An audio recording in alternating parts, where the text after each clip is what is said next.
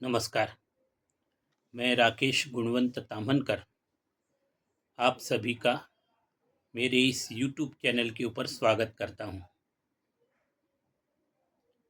आज हम संत श्री रामदास स्वामी द्वारा रचित श्री सार्थ दासबोध शकुन भर परीक्षा का अंतिम भाग यानी भाग 19 को देखने वाले हैं और उसके उपरांत मनुष्य को अपने जीवन में किन कारणों से सुख का अनुभव होता है उसके भी कुछ उदाहरण हम आज देखेंगे।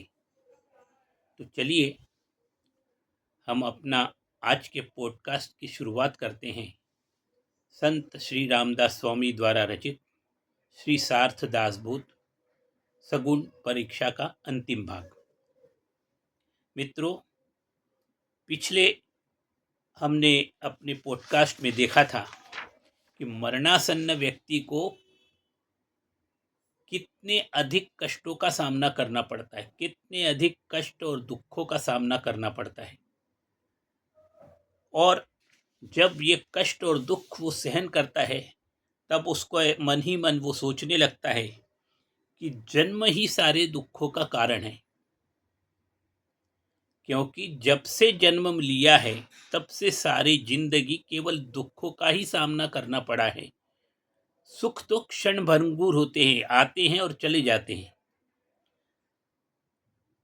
तो इन दुखों से यदि बचना है, इन कष्टों से यदि मनुष्य को बचना है, तो संत रामदास स्वामी सुझाव देते हैं कि मनुष्य को जन्मता ही भक्ति के मार्ग के ऊपर चलना चाहिए।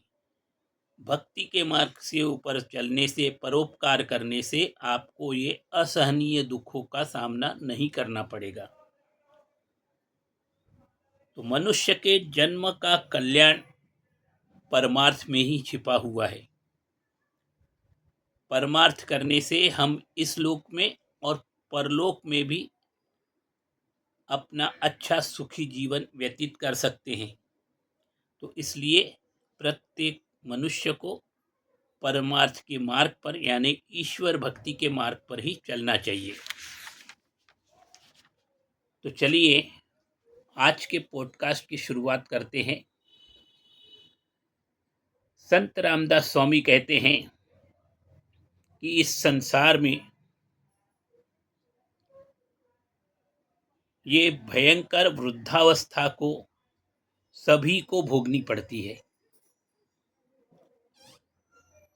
यदि हम वृद्धावस्था के इन दुख और कष्टों से बचना चाहते हैं तो हमें भगवान की शरण में जाना चाहिए।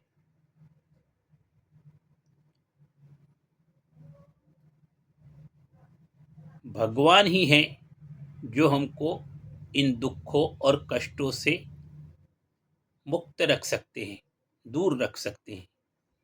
तो इसलिए हमें ईश्वर भक्ति की तरफ अपने मन को रमाना चाहिए। ईश्वर भक्ति करने से हम ये दुर्दांत दुख और कष्ट भोगने से बच सकते हैं। संत रामदास स्वामी कहते हैं, गर्भावस्था में माता के गर्भ में जो दुख और कष्ट भोगने पड़ते हैं, माने जब व्यक्ति भ्रूण के रूप में गर्भावस्था में होता है तो उस गर्भावस्था में जो दुख और कष्ट व्यक्ति को भोगने पड़ते हैं, वैसे ही दुख और कष्ट कई गुना ज़्यादा, गर्भावस्था से कई गुना ज़्यादा वृद्धावस्था में भोगने पड़ते हैं। अत्यंत दुर्दांत दुख और कष्ट भोगने के बाद वृद्धावस्था में मनुष्य को मृत्यु प्राप्त होती है। और फिर मृत्यु के उपरांत फिर माता के गर्भ में जन्म, फिर गर्भ में अत्यंत दुर्दांत दुख और कष्ट, फिर सारी जिंदगी दुख झेलते हुए वृद्धावस्था को प्राप्त होते हैं। फिर वृद्धावस्था में गर्भावस्था से अत्यधिक ज़्यादा दुख और कष्टों का सामना करना पड़ता है और इस प्रकार ये चक्र चलते रहता है। इसी को संसार कहते हैं। तो संत रामदास स्वामी कहते हैं कि यदि जिस व्यक्ति को दोबारा यह दुख और कष्ट भोगना पड़ने की इच्छा न हो, इससे वो बचना चाहते हो, तो अब समय आ गया है कि आपको अपना मन ईश्वर भक्ति की तरफ मोड़ लेना चाहिए। ईश्वर भक्ति में अपने मन को रमाना चाहिए। ईश्वर भक्ति करने से ही, भगवान की शरण में जाने से ही आप इन सब दुख और कष्टों से बच सकते हैं। और यदि उच्चतम भक्ति आपने की तो आपको सायुज्य मुक्ति प्राप्त हो सकती है, यानी कि आपको इस जन्म जन्मांतर के फेरे से छुटकारा मिल सकता है। संत रामदास स्वामी कहते हैं, भगवान के भजन कीर्तन अर्थात भगवान की भक्ति किए बिना ये जन्म मरण का जो चक्र है, इससे कोई भी व्यक्ति बच नहीं सकता। जन्म मरण के इस चक्र से बचने के लिए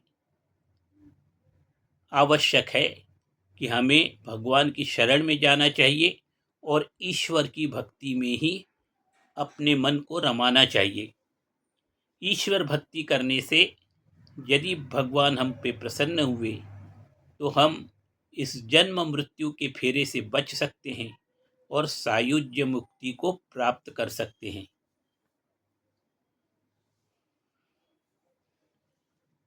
तो संत रामदास स्वामी कहते हैं कि जन्म मरण के इस फेरों से बचने का एकमात्र उपाय यानी ईश्वर भक्ति ही है।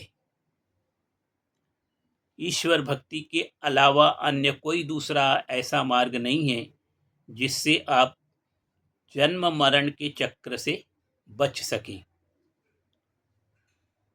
संत रामदास स्वामी कहते हैं, आशाभूत मनुष्य, आशाभूत मनुष्य यानी जो हमेशा आशा करते रहता है, जिसकी आशा रहती है कि मेरे मन की इच्छा पूरी हो जाए, ऐसा हो जाए, वैसा हो जाए, उसको आशाभूत मनुष्य कहते हैं, जो बहुत आशा रखता है। आशाभूत मनुष्य इच्छित पदार्थ की प्राप्ति से संतोष को प्राप्त करता है। यानी जो आशावादी व्यक्ति होता है, उसकी इच्छा जब पूर्ण हो जाती है तो इच्छा पूर्ण होने पर ऐसे व्यक्ति को संतोष प्राप्त होता है। उसी प्रकार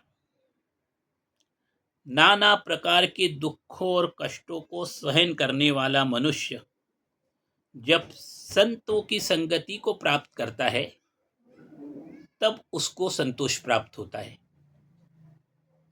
यानी आशावादी मनुष्य को उसकी इच्छा पूर्ण होने पर संतोष मिलता है और अत्यंत दुखी और कष्टी व्यक्ति को संत संगति प्राप्त होने से संतोष प्राप्त होता है। संत रामदास स्वामी कहते हैं, भूखे व्यक्ति को अन्न भोजन यदि मिल जाए तो उसको सुख का अनुभव होता है।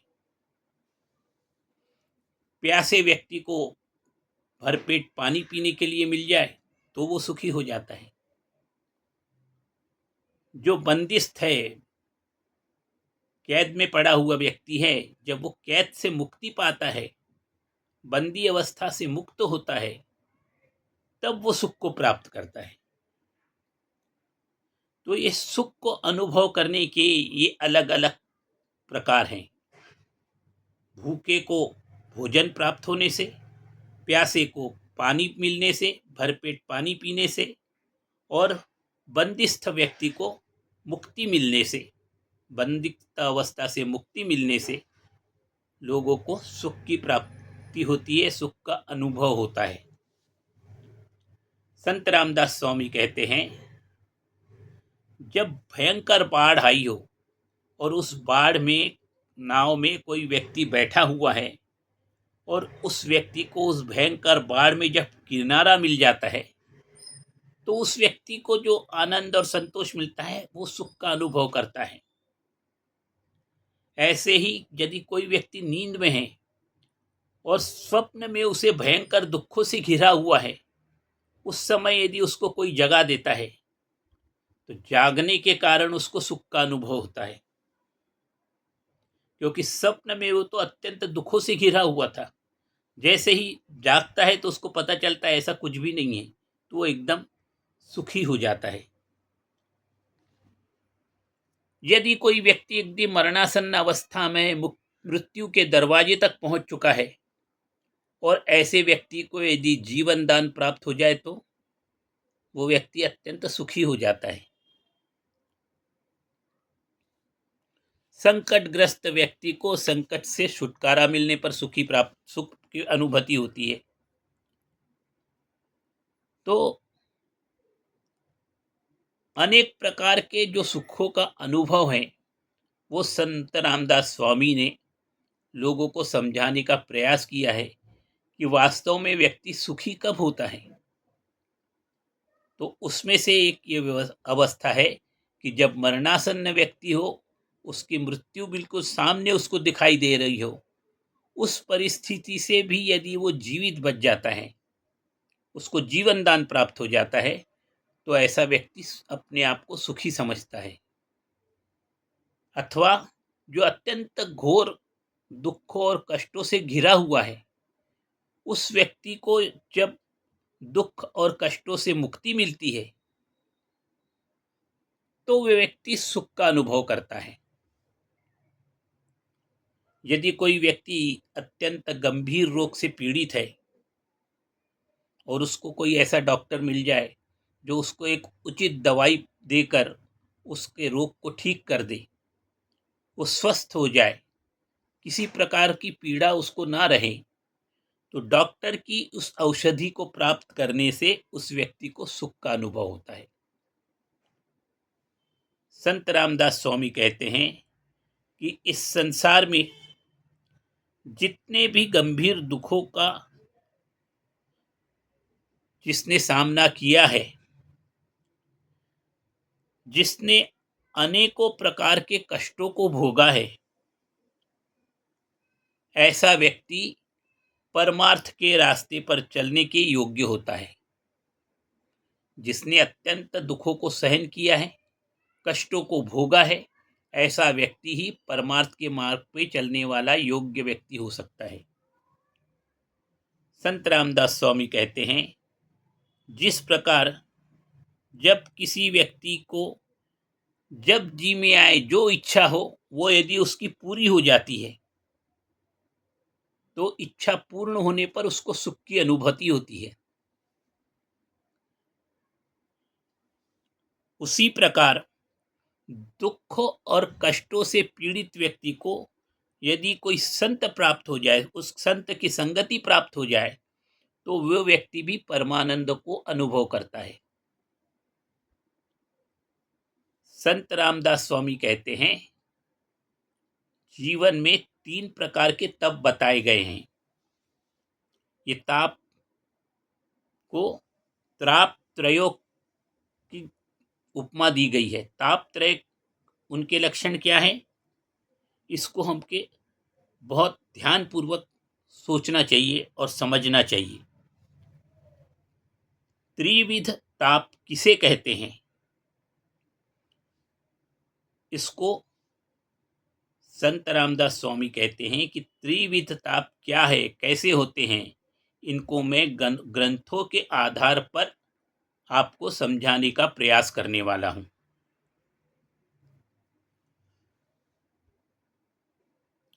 ताप प्रमुखतः 3 प्रकार के होते हैं।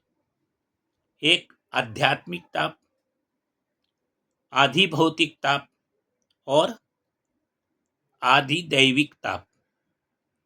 ये 3 प्रकार के ताप कहे गए हैं। इसको त्रिविधा ताप कहते हैं। आध्यात्मिकता को आप किस प्रकार पहचानोगे? आध्यात्मिकता को पहचानने का क्या मानदंड है? किस स्थिति में आध्यात्मिकता की प्राप्ति हो सकती है?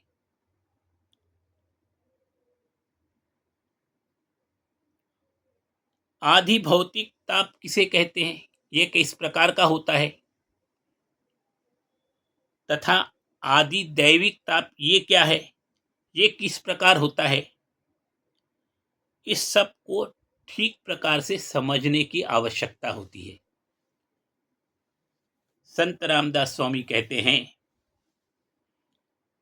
कि आदि दैविक ताप को कैसा होता है, उसकी स्थिति किस प्रकार की होती है, यह सब बातें अब आप ध्यान पूर्वक सुनिए, क्योंकि संत रामदास स्वामी इसके आगे हम सबको आदि आध्यात्मिक, आदि भौतिक और दैविक, आदि दैविक तीनों तापों को विस्तृत रूप से समझाकर बताने वाले हैं।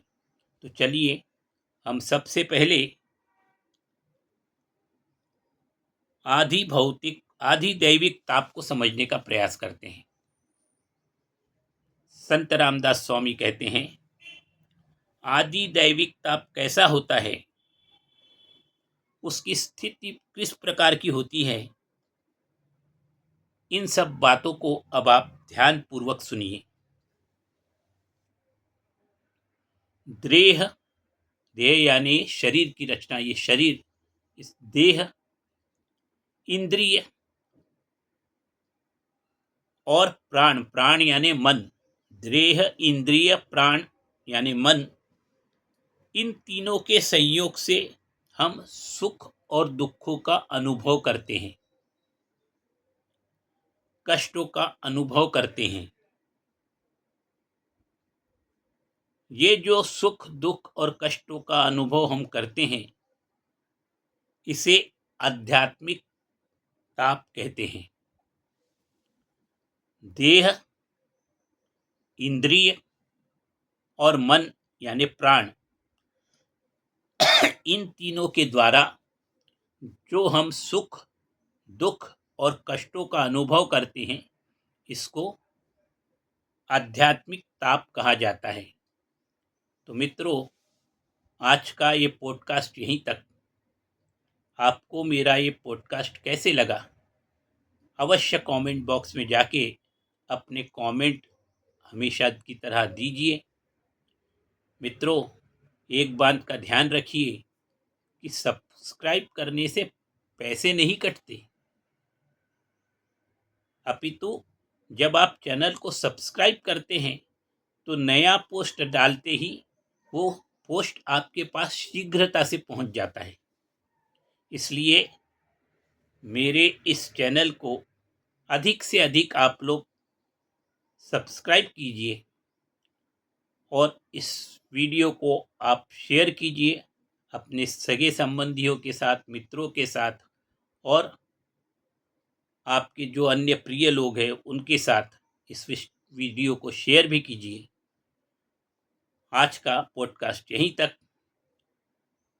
आपका मैं आभारी हूँ जो आप लोग ध्यानपूर्वक इस प्रकार श्री संत रामदास स्वामी द्वारा रचित सार्थ दासबोध, जो कि एक व्यवहारिक महान ग्रंथ है, इसको ग्रंथराज कहा जाता है, इसके जो छोटे छोटे अंश हम आप तक पहुंचाने का प्रयास कर रहे हैं, इसको आप ध्यानपूर्वक सुनते हैं, इसके लिए मैं आपका आभारी हूँ। धन्यवाद। जय श्री राम। जय जय रघुवीर समर्थ।